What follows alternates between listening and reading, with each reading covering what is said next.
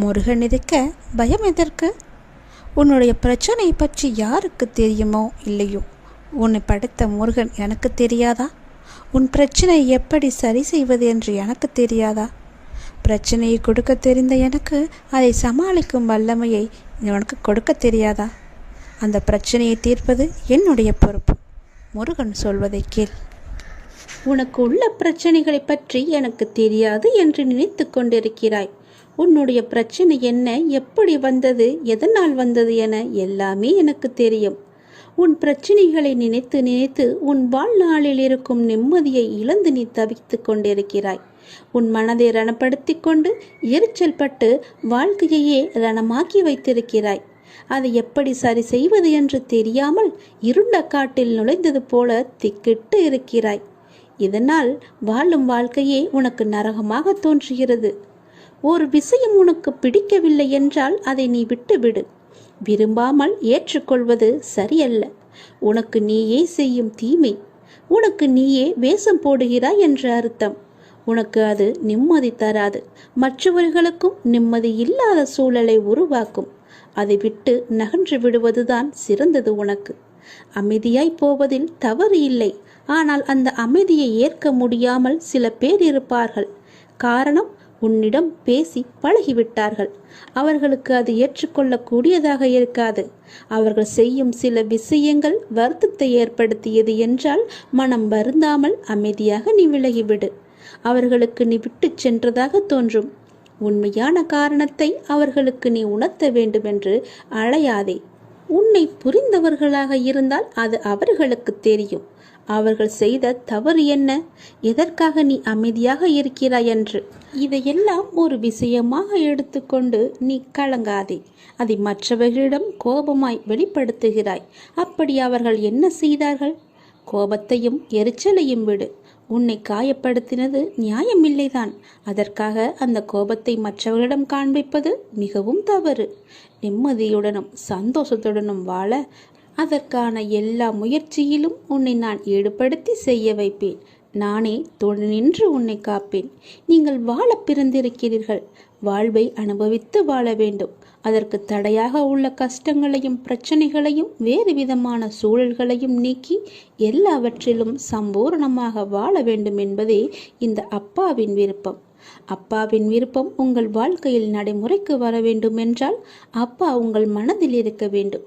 அப்பா என் மனதில் இருப்பதை எப்படி அறிந்து கொள்வது என நீ கேட்கலாம். எந்த மனதில் அமைதியும் சாந்தமும் நிலவுகிறதோ, எந்த மனம் எப்போதும் அன்பினால் நெகிழ்கிறதோ, எந்த மனம் எப்பொழுதும் பொறுமை காக்கின்றதோ, எந்த மனம் அனைத்தையும் சகித்து கொண்டு போகிறதோ அந்த மனதில்தான் அப்பா முழுமையாக இருக்கிறார். சில நேரங்களில் கஷ்டம் கலங்கச் செய்யும், வேதனை திகைக்க வைக்கும், பிரச்சனைகள் மூழ்கடிப்பது போல தெரியும். ஆனால் திகைக்கக்கூடாது. எதையும் முன்ஜென்மத்து வினை என எடுத்துக்கொண்டு இனி வரும் நாட்களில் நாம் நன்றாக இருப்பதற்காக இந்த நிலையை அப்பா தருகிறார் என ஏற்றுக்கொள்ள வேண்டும். மனநிலை மற்றும் மாறுதல்களுக்கு மௌன சாட்சியாக இருப்பவன் இறைவன். அப்பா எனக்கு எதையும் செய்யவில்லை என கதறி அழுத நாட்கள் உண்டு. அழுத நாட்கள் எல்லாமே முடிந்து போகும். ஆனந்தமான காலம் உங்களுக்காக காத்திருக்கிறது. மரம் இலைகளை உதிர்க்க ஆரம்பித்து மொட்டையாகி நின்றால் மரம் பட்டுவிட்டது என நாம் கதறுவது கிடையாதே. இது இலையுதிர்காலம். இனி வசந்த காலம் வரும் என்பதை நினைத்து நாம் காத்திருப்போம் இல்லையா? அப்படியேதான் உங்களுடைய வாழ்க்கையும். இந்த துன்ப நாட்கள் எல்லாமே முடிவுக்கு வரும். முடிவுக்கு வந்து உங்களுக்கு இன்பம் சேரப்போகிறது. அன்றைக்கு நீங்கள் தகுதியாக இருப்பதற்கு இந்த கஷ்டம் என்ற பயிற்சி உங்களுக்கு அளிக்கப்படுகிறது. அப்பா எப்படி முழுமையானவரோ அப்படியே நீங்கள் முழுமையான தன்மை உடையவர்கள்.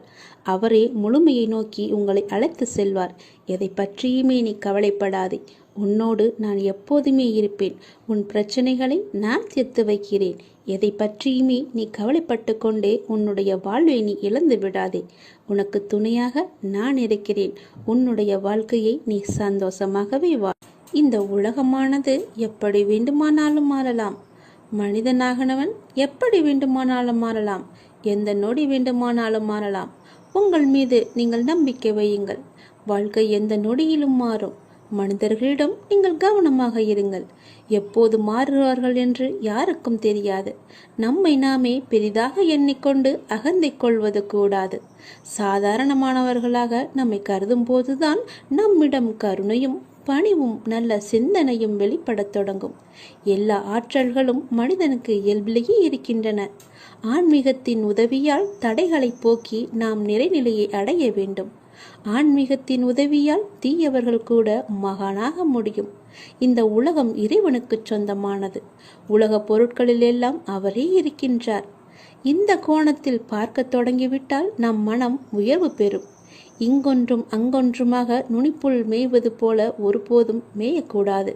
வெற்றி பெறவும் முடியாது நம்மால். எல்லாவற்றையுமே முழுமையாக ஆராய்ந்து அதிலேயே ஈடுபட வேண்டும். கன நேரம் இன்பமாக ஏதோ ஒன்று கிடைக்கலாம். ஆனால் அத்துடன் எல்லாம் முடிந்துவிடும். நம்முடைய இன்பமானது தொடர்ந்து நிலைத்து இருக்கும்படி செய்ய வேண்டும். ஒவ்வொரு நேர்மையான செயலும் அதற்குரிய வெகுமதி தர காத்து கொண்டிருக்கிறது. உணர்ச்சி வசப்பட்டால் முடிவெடுக்க முடியாமல் தடுமாற நேரிடும். உணர்ச்சி வசப்பட்டால் எல்லாமே ஒரு நொடியிலே மாறிவிடும். அதனால் எது செய்தாலும் பொறுமையாக நிதானமாக யோசித்து செய்யுங்கள். கடந்ததை பற்றி வருந்தவோ வருவது பற்றி கற்பனை செய்யவோ வேண்டாம். முயற்சிக்குரிய பலன் ஒருவனுக்கு நிச்சயம் கிடைத்தே தீரும். எதை கண்டுமே நீங்கள் எரிச்சல் படாதீர்கள். எல்லாவற்றையுமே நீங்கள் ஒரு அனுபவ பாடமாக எடுத்துக்கொள்ளுங்கள். நமக்கு எது நடந்தாலும் இது ஒரு அனுபவம் என்று எண்ணிக்கொள்ளுங்கள். மனசாட்சிக்கு கட்டுப்பட்டு நடந்தால் உங்களுடைய வாழ்வு நலம் பெறும். மனம் என்பது கடவுளின் கையில் ஒரு கருவியாக இருக்க வேண்டும். கடவுள் விரும்பும் வழிபாடு உழைப்பு ஒன்றுதான். அவருடைய விருப்பத்தை நாம் பூர்த்தி செய்ய வேண்டும். கடவுள் நம்பிக்கை ஒன்றே மனிதனுக்கு உண்மையான உதவி. கடவுளின் விருப்பப்படி நடக்கட்டும் என எல்லாவற்றையுமே விட்டுவிடுங்கள். உங்கள் தலைகளில் நீங்கள் பாரத்தை ஏற்றிக்கொள்ளாதீர்கள். உங்களுக்கு இன்று நடப்பது எல்லாமே அவருடைய விருப்பப்படிதான் நடக்கின்றது. அவர் விரும்பாமல் எதுவும் உங்களுக்கு நடக்காது. அதனால் அவர் விருப்பப்படி வருவதை அவருடைய போக்கிலேயே விட்டுவிடுங்கள். கடவுளிடம் எல்லாம் நன்றாக இருக்க வேண்டும் என்று பிரார்த்தனை செய்யுங்கள். எல்லாம் உங்கள் இஷ்டப்படியே நடக்கட்டும் என்று அவரிடம் விட்டுவிடுங்கள். நீங்கள் எது செய்தாலும் எனக்கு நன்மையாக மட்டும்தான் இருக்கும் என்று அவர் மீது நீங்கள் நம்பிக்கை கொள்ளுங்கள். மற்ற எல்லாவற்றையும் அவரே பார்த்து கொள்வார். நீங்கள் பயமின்றி நிம்மதியாக கவலைப்படாமல் சந்தோஷமாகவே இருக்கலாம். உனக்கு நிறையவே பிரச்சனை இருக்கிறது. எதை சொல்லி எங்கே போய் அழுவது என்று தெரியாமல் நீ தினமும் புலம்பி தவித்து கொண்டிருக்கிறாய். எனக்கென்று யாருமே இல்லையே, நீங்களும் இருக்க மாட்டீர்களா அப்பா என்று என்னிடமே நீ கேட்கிறாய். உனக்கு யார் இல்லை? எல்லோருமே இருக்கிறார்களே. நீதான் அவர்களை புரிந்து கொள்ளவில்லை. யார் என்று சொல்கிறேன் தெரியுமா? அந்த கடவுளை தான் சொல்கிறேன். உனக்காக அம்மாவாக அந்த அம்மன் இருக்கிறார். அப்பாவாக அப்பன் ஈசன் இருக்கிறார். குருவாக நானும் இருக்கிறேன். உனக்காக எல்லோருமே இருக்கும்போது, உனக்காக அந்த கடவுள்களே இருக்கும்போது நீ ஏன் எனக்கு யாருமே இல்லை என்று சொல்கிறாய்? உன் கவலையை போக்க அந்த படைத்த இறைவன் எங்களுக்கு தெரியாதா? உன் பிரச்சனை என்ன என்பது எங்களுக்கு தெரியாதா? உன் பிரச்சனையை கேட்பதற்கு எவரும் இல்லை என்று நீ கவலைப்படாதே. உங்களுக்காக உனக்காக நாங்கள் எல்லோருமே இருக்கிறோம். எந்த பிரச்சனையாக இருந்தாலும் சரி, எங்களிடம் சொல். உடனே நாங்கள் தீர்வு கொடுக்கிறோம். உனக்காக, என்னுடைய குழந்தைகளுக்காக நாங்கள் எது வேண்டுமானாலும் செய்வோம். உன்னை படைத்தது யார் என்று நினைக்கிறாய்? உன்னை படைத்தது நாங்கள்தான். எங்களுக்கு தெரியாதா? நீ எங்கு, எப்போது, எப்படி பிறக்க வேண்டும், யார் வயிற்றில் பிறக்க வேண்டும், யார் உனக்கு அப்பாவாகவும் அம்மாவாகவும் இருக்க வேண்டும் என்று எங்களுக்கு தெரிந்துதான் நான் உன்னை படைத்தேன். நாங்கள் உங்களுக்கு செய்வது எல்லாமே நன்மையாகத்தான் இருக்கும். அதனால்தான் இவர்களுக்கு உன்னை பிள்ளையாக படைத்தேன். இப்போது நடந்தது, இதற்கு முன்பு நடந்தது, இனிமேல் நடக்கப் போவது எல்லாமே எங்களுக்கு தெரிந்துதான் நடக்கிறது என்பதை நீ ஏன் மறந்துவிட்டாய்?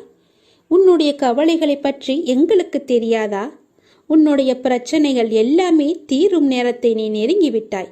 நீ இதுவரை அனுபவித்தது பூர்வ ஜென்ம முந்தைய ஜென்ம கர்மாவின் பலன்தான். மிச்சம் இருந்தது, அது இப்போது முழுவதுமாகவே தீர்ந்துவிட்டது. இன்னும் நான் உனக்கு நிறையவே கொடுக்கப் போகிறோம். அதை பெறுவதற்கு நீ தயாராக இரு. என்ன கஷ்டத்தை கொடுக்க போகிறீர்களா என்றுதானே நீ கேட்கிறாய்? அவ்வளவு சோதனைகளை நீ தாங்கி இருக்கிறாய், அவ்வளவு பிரச்சனைகளை நீ பார்த்து இருக்கிறாய். கவலைப்படாதே, இனி வருவது உனக்கு பிரச்சனை அல்ல, உனக்கு கவலையும் அல்ல, உனக்கு சந்தோஷம்தான். உன்னுடைய பிரச்சனைகள் எல்லாமே முடிந்து விட்டது, அதற்கு தீர்வும் நீ கண்டு விட்டாய். இனி நடக்கப் போவது எல்லாமே உனக்கு ஜெயமாகவே இருக்கும், சந்தோஷமாகவே இருக்கும்.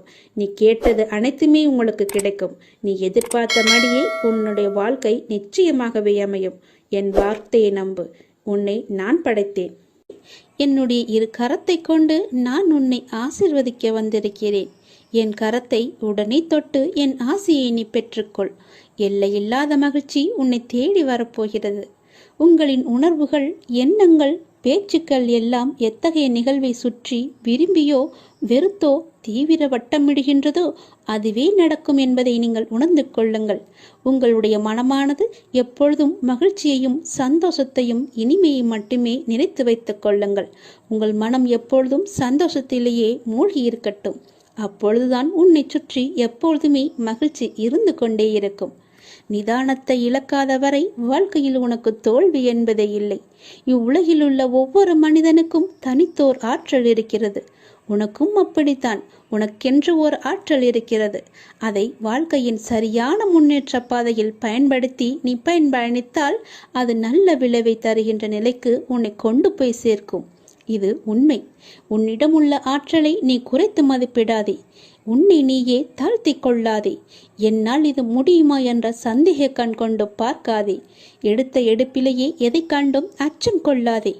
உனக்கு வேண்டியதை பற்றி மட்டுமே தீவிர உணர்வோடு சிந்தித்துப்பார். பேசியும் விரும்பியும் இரு. நீ நினைத்தது விரைந்து நிறைவேற வேண்டுமானால் தோல்விக்கு அஞ்சி முடங்கி கிடப்பதோ மடங்கி கிடப்பதோ நல்ல வாழ்க்கையை தராது என்பதை நீ உணர்ந்து கொள். போட்டியில் தோற்றாலும் ஓட்ட பந்தயத்தில் ஓடுபவன்தான் வெளியில் நின்று விமர்சிப்பவனை விட மேலானவன். ஒரு வேலை செய்ய முடியாதவர்கள் அவர்களால் முடியாததை உங்களாலும் செய்ய முடியாது என்று சொல்வார்கள். அவர்களால் முடியாதது உங்களாலும் செய்ய முடியாது என்று எண்ணுவார்கள். அவற்றையெல்லாம் நீ காதில் வாங்காதே. நீ எப்பொழுதும் போல உன்னுடைய பயணம் எதுவோ, உன்னுடைய இலக்கு எதுவோ, உன்னுடைய ஆசை எதுவோ, இதில் போனால் உனக்கு மகிழ்ச்சி என்று கிடைக்கும் என்று தெரிந்தால் அதை நோக்கி நீ பயணப்பட்டு கொண்டே இரு. உன்னுடைய இலக்கை நோக்கி செல்வதில் விவேகத்துடனும் உத்வேகத்துடனும் தன்னம்பிக்கையுடனும் செல். கண்டிப்பாக உனக்கு இன்ப அதிர்ச்சி அந்த இடத்தில் காத்து கொண்டிருக்கிறது என்பதை நீ மறந்து விடாதே. நீ என்னுடைய முழு ஆசையையும் பெற்றுவிட்டாய். இனி உன்னுடைய வருங்காலம் மிக சிறப்பாகவே இருக்கப் போகிறது. இதை கேள், உனக்கே புரியும், நன்றாக புரியும். இதே போலவே செய்து வா. உனக்கான வாழ்க்கை நிச்சயமாகவே நல் வாழ்க்கையாக அமையும். இந்த பதிவை நீ கேட்டுக்கொண்டிருக்கும் போதே உன்னுடைய வீட்டில் பல்லியின் சத்தம் கேட்டால் நான் உன்னை ஆசிர்வதித்து விட்டேன் என்று அர்த்தம். இப்பொழுதே நீ நன்றாக கவனித்துப்பார். என் ஆசி உனக்கு கிடைத்துவிட்டால் உன் உடல் முழுவதுமே மெய் சிலிர்த்துவிடும். என் அப்பா சொன்னது போலவே நடந்துவிட்டது என்ற உன் மனம் சரியாகவே எண்ணும். அப்பொழுதுதான் என்னுடைய ஆசி உனக்கு கிடைத்தது என்று நீ நம்புவாய். நீ நிச்சயமாகவே முன்னேறுவாய். எதை பற்றியும் நீ கவலைப்படாதே. எல்லையில்லா மகிழ்ச்சி உன்னை தேடி வந்து கொண்டிருக்கிறது. நீ சந்தோஷமாகவே வாழப்போகிறாய். எதை பற்றியுமே கவலை என்ற எண்ணம் கூட உன் மனதில் இனி தோன்றக்கூடாது. மகிழ்ச்சி, சந்தோஷம், நிம்மதி, இனிமை என்ற எண்ணம் மட்டுமே, நேர்மறை எண்ணம் மட்டுமே உன் மனதில் இருக்க வேண்டும். அதை மட்டுமே உன் மனதிற்குள்ளே வைத்துக்கொள். எதிர்மறை என்ற ஒரு சிறிய துகள் கூட உன் மனதில் இருக்கக்கூடாது. நேர்மறை மட்டுமே உன் மனதில் நிலைத்து இருக்கும். வெற்றி மட்டுமே உனக்கு கிடைத்து கொண்டே இருக்கும். மகிழ்ச்சி நிலைத்து உனக்கு இருக்கும். யார் உனக்கு துன்பத்தை கொடுத்தார்கள் என்று உனக்கு ஞாபகம் இருக்கிறதா? உன்னுடைய இன்றைய பிரச்சனைக்கு யார் காரணம் என்று ஞாபகம் இருக்கிறதா? எதையும் நீ மறந்திருக்க மாட்டாய். யார் உனக்கு துன்பத்தை கொடுத்தாரோ அவர் இன்றைக்கு நிச்சயம் நன்றாக இருப்பதை போன்ற தோற்றம் உனக்கு தெரிந்து கொண்டிருக்கும். அப்படிதானே? உனக்கு துரோகம் இழைத்தவர்கள் இப்போது நன்றாக செழுமையாக எந்த கவலையும் இல்லாமல் இருப்பது போலதான் உனக்கு தெரிகிறது. கெட்டதை செய்பவர்கள் நன்றாக இருக்கின்றார்கள். நல்லதை மட்டுமே செய்து கொண்டிருக்கின்ற நான் கஷ்டப்படுகின்றேன் என எரிச்சலோ நீ கவலையோ மட்டும் படாதே.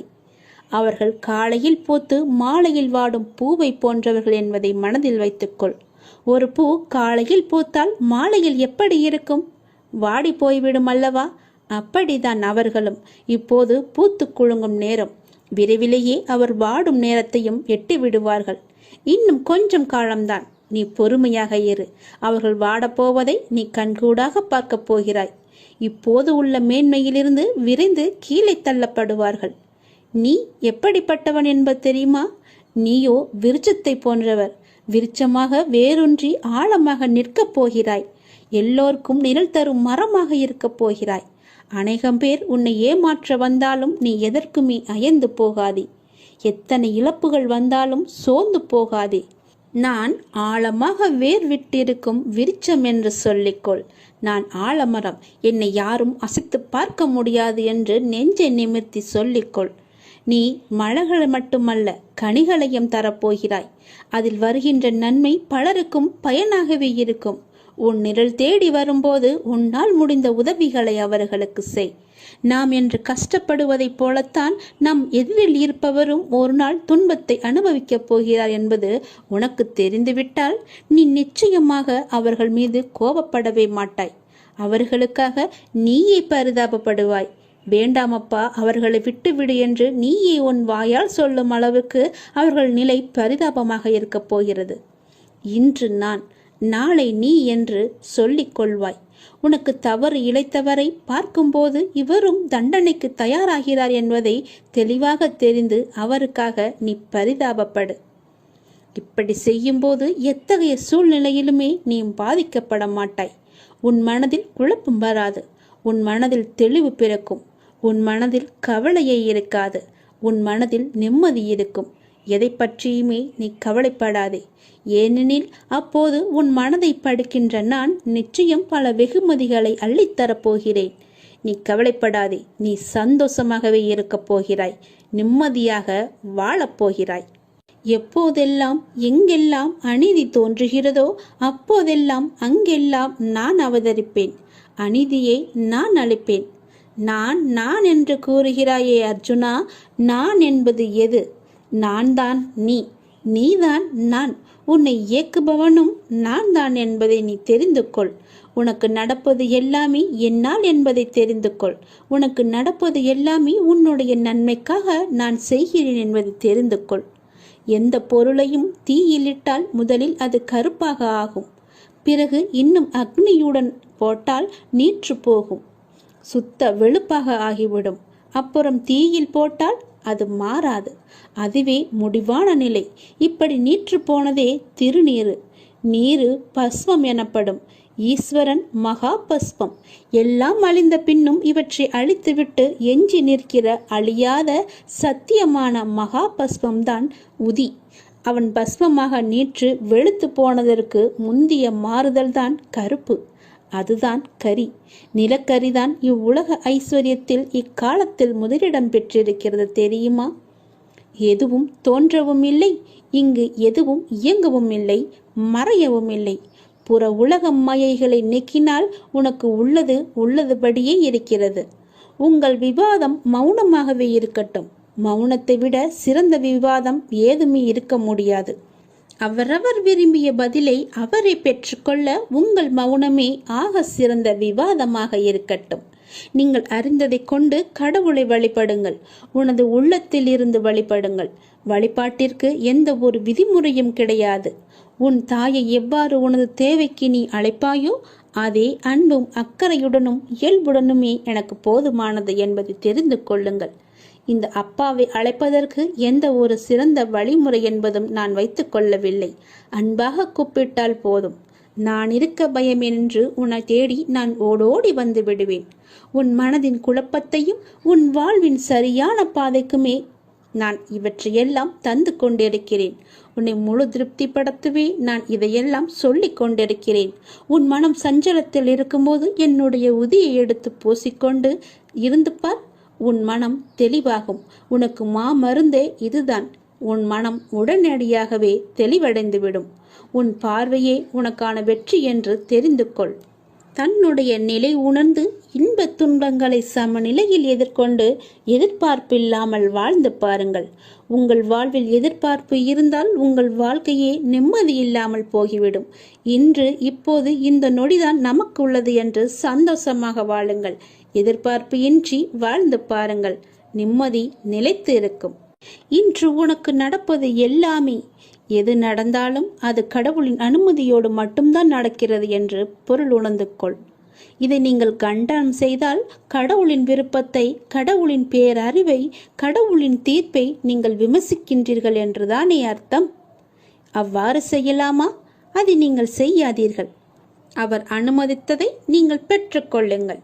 எதுவாக இருந்தாலுமே இது கடவுளின் செயல் என்று நினைத்து சந்தோஷமாக இருங்கள். உங்களுக்கு அமைதி கிட்டும். நம் விருப்பமா உலகை இயக்குகிறது? இல்லையே. கடவுள் பொருள்களை முழுமையாக பார்க்கிறார். மனிதன் பொருள்களை ஒரு பகுதியாக பார்க்கிறான். மனிதன் கடந்த காலம் மற்றும் எதிர்காலத்தில் இருந்து பிரிந்து நிகழ்ச்சிகளை நிகழ்காலத்தில் மட்டுமே பார்த்து கொண்டிருக்கிறான்.